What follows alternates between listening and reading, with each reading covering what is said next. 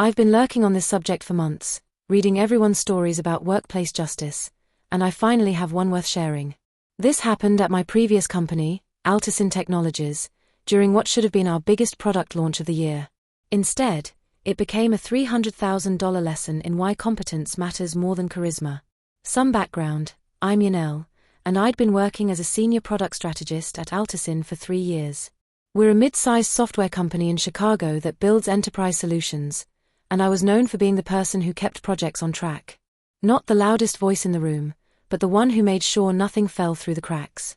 My manager, Mark Holloway, Director of Product and Strategy, had always praised my work, calling me the backbone of our delivery pipeline.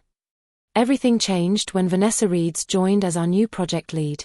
Vanessa arrived in January with an impressive resume from a Fortune 500 company and immediately made waves.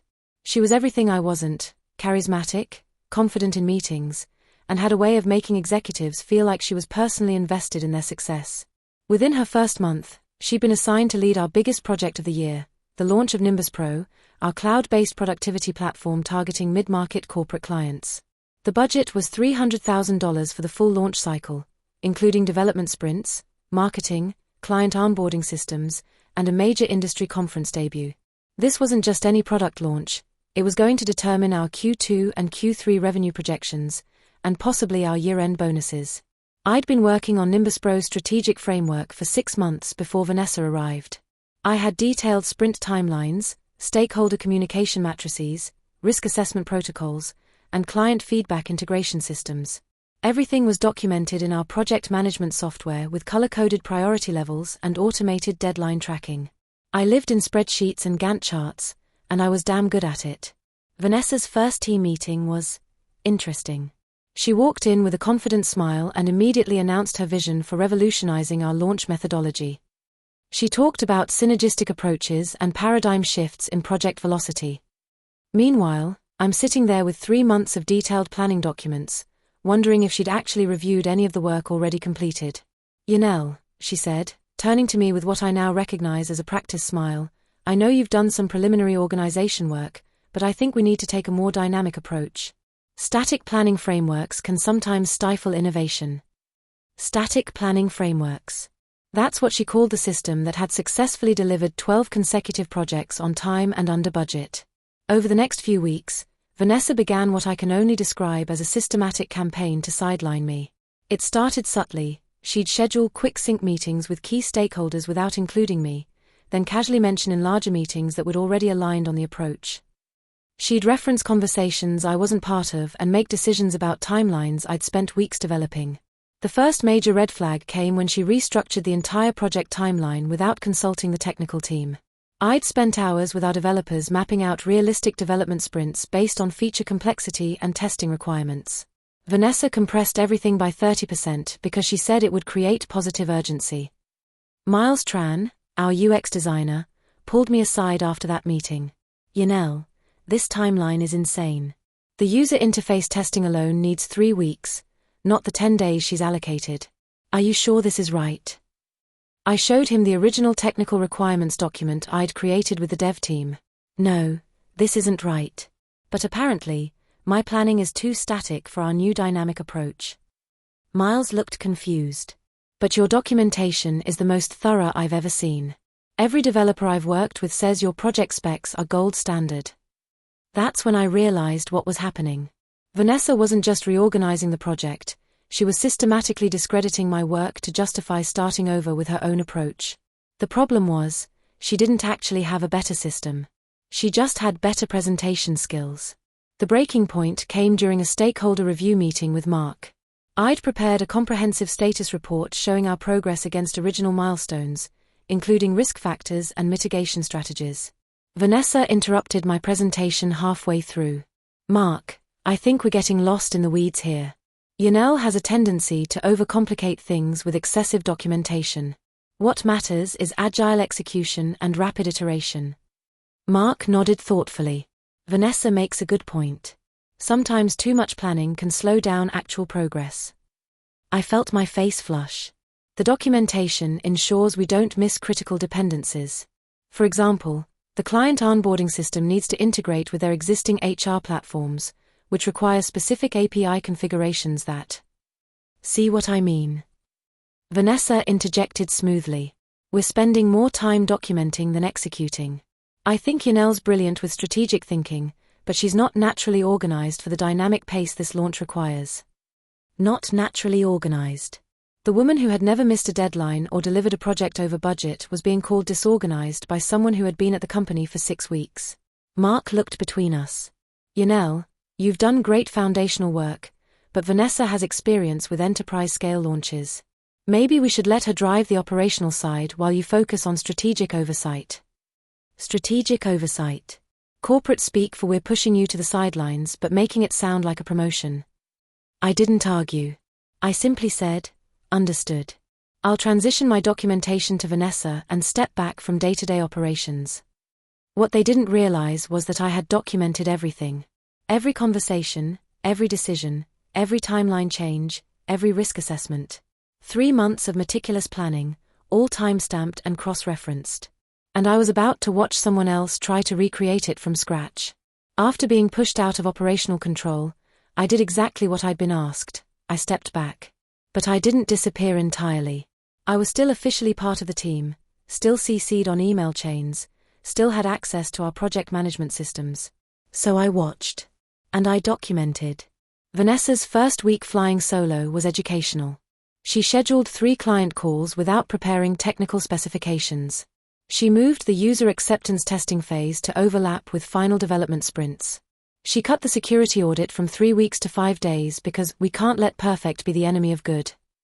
Every change created a ripple effect. The compressed development timeline meant our programmers were working 60-hour weeks.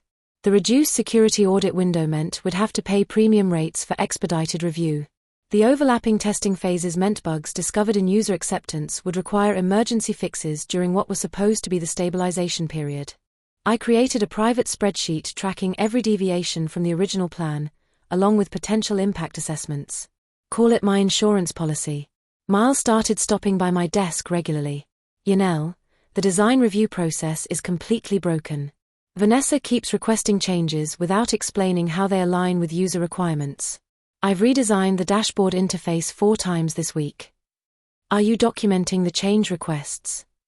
I asked. That's just it. She's not submitting formal change requests. Everything is verbal in meetings or quick Slack messages. I don't have written specifications for half the features I'm supposed to be designing. I showed him how to create a simple tracking document. Log every request with timestamps. Include what was asked for and what information was missing. You might need it later. Alicia Gomez from Client Relations was having similar problems. Yanel, I don't understand what we're promising clients anymore. The feature list keeps changing, but nobody's updating the sales materials or contract templates. I had a client ask about data encryption standards yesterday, and I realized I don't even know what security protocols we're implementing. The cracks were showing, but Vanessa was excellent at managing upward. Her weekly status reports to Mark were masterpieces of corporate optimism. Everything was on track and gaining momentum with exciting breakthrough opportunities. She had a gift for making problems sound like features. We've accelerated our development velocity by 35% through innovative sprint compression techniques, she wrote in one report. What she meant was, we're behind schedule and everyone is working unsustainable hours. Client feedback integration is happening in real time through agile stakeholder engagement, she wrote in another. Translation, we're making changes on the fly without proper documentation. Mark loved it. He forwarded her reports to senior leadership with comments like great energy from the Nimbus Pro team. And this is the kind of dynamic execution we need more of. Meanwhile, I quietly maintained my parallel documentation system, tracking every missed milestone, every scope change, every risk factor that was being ignored. I wasn't sabotaging anything. I was just watching competence theater play out in real time.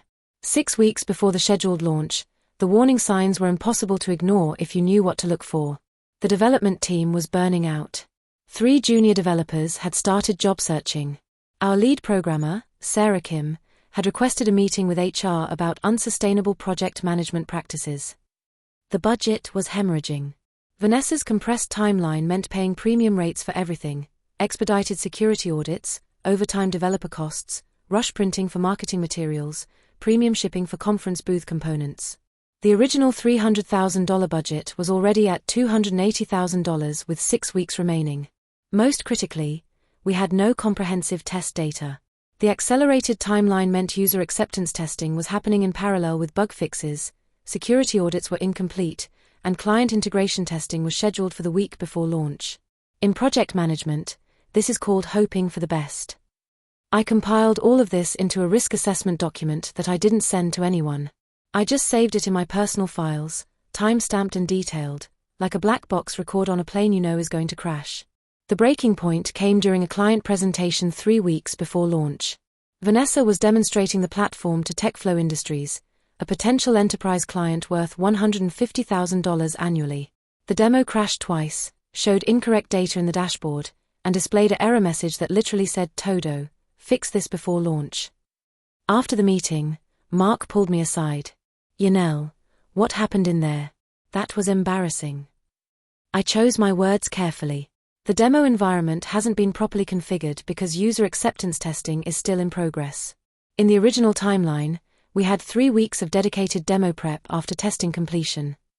But Vanessa said everything was on track. I can show you the technical status reports if you'd like. Mark hesitated. No, I trust Vanessa's assessment. She's been managing the day-to-day operations.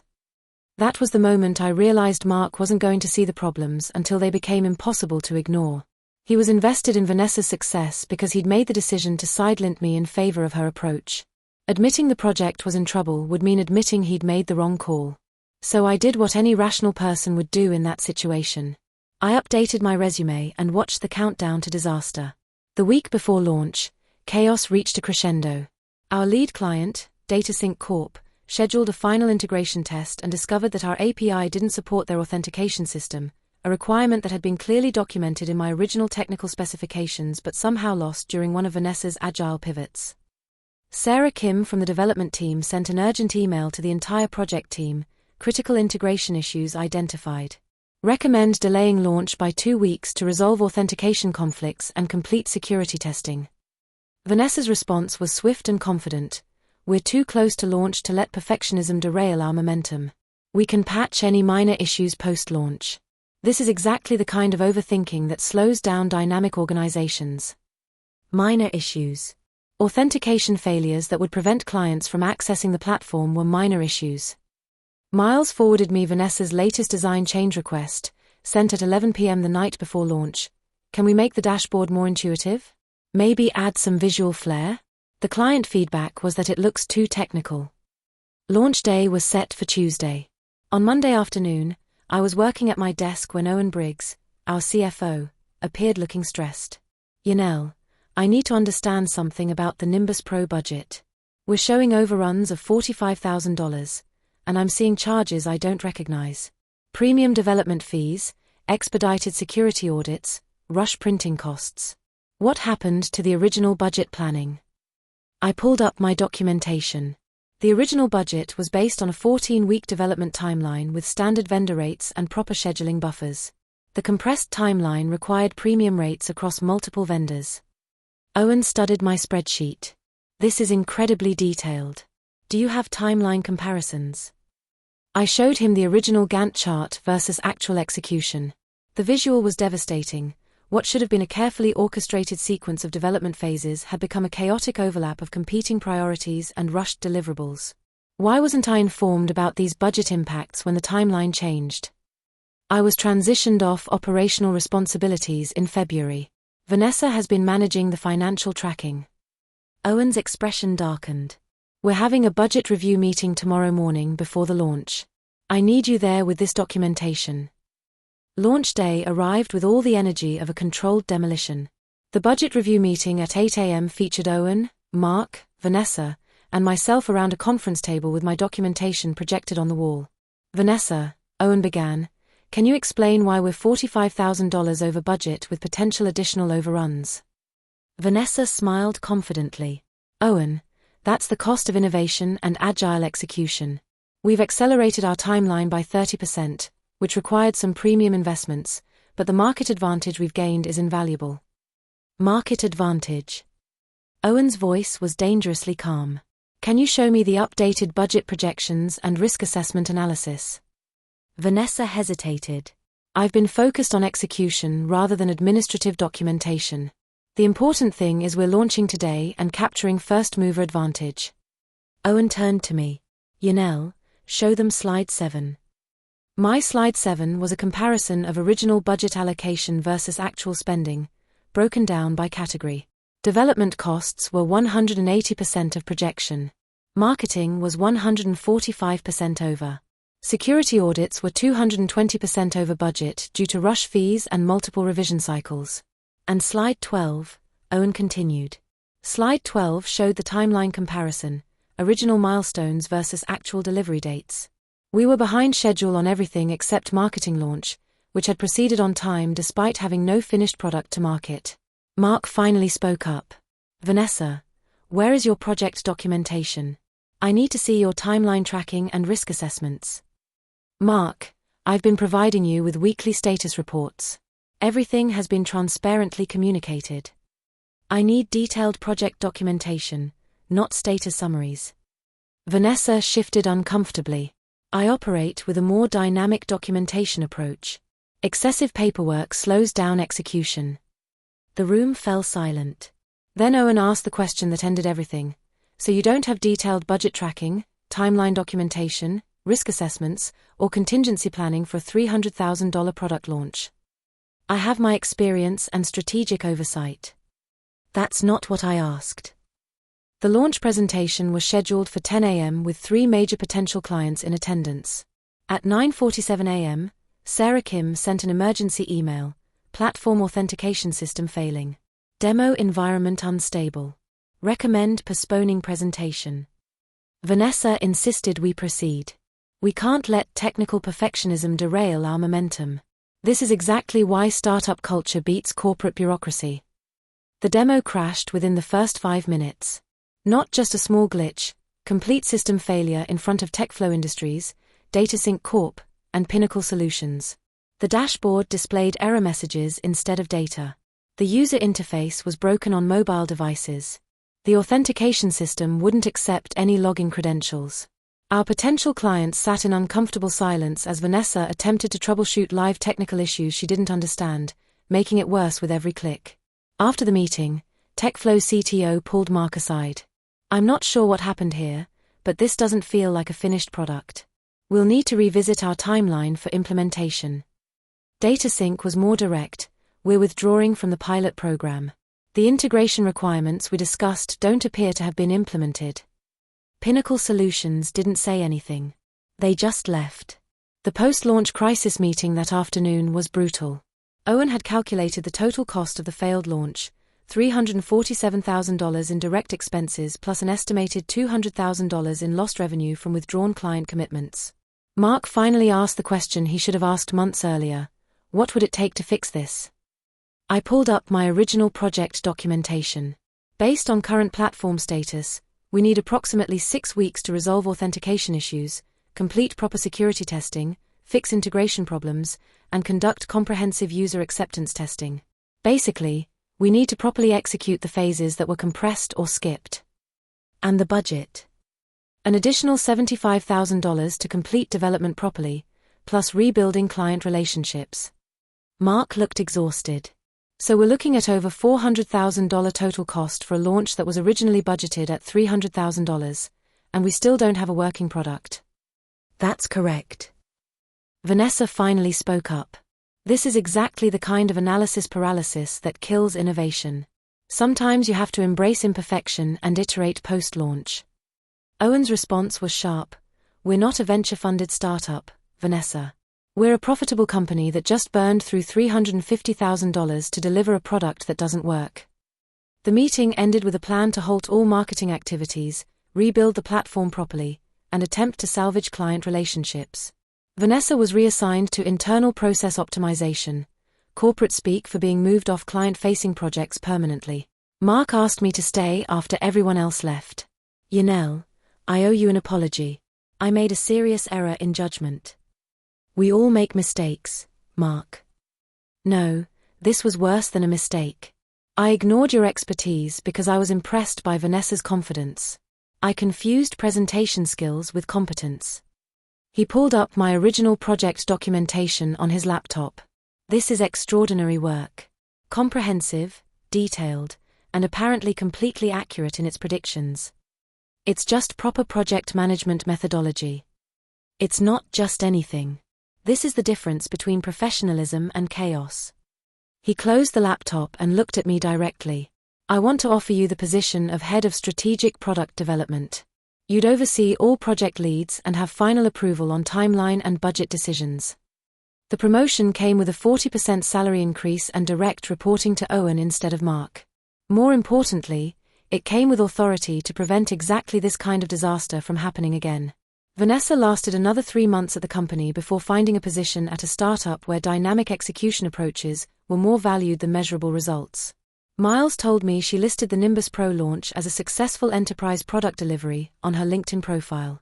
The Nimbus Pro platform eventually launched successfully 4 months later, on time and under budget, using the original project specifications I developed the previous year.